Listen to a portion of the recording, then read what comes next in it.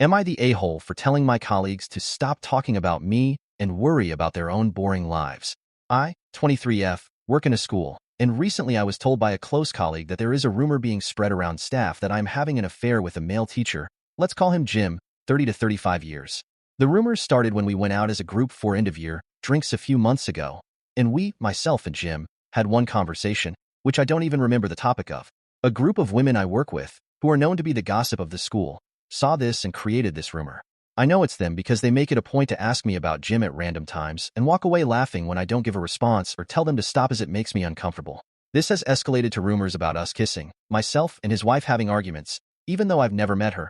And the most recent one is a few weeks ago people at work went out for drinks again and I didn't attend, and neither did Jim, which made people jump to the conclusion that we were sleeping together. Of course, this spread like wildfire. Keep in mind Jim is married with a newborn child, and I have no romantic interest. We only ever talk at work, and when we do it's about work.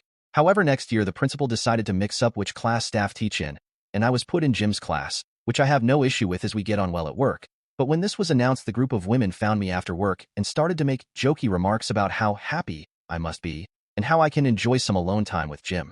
I was just so sick of being made fun of and spoken about, so I said, kind of shouted, to them, "Will you just shut up? Stop talking about me and worry about your own boring lives."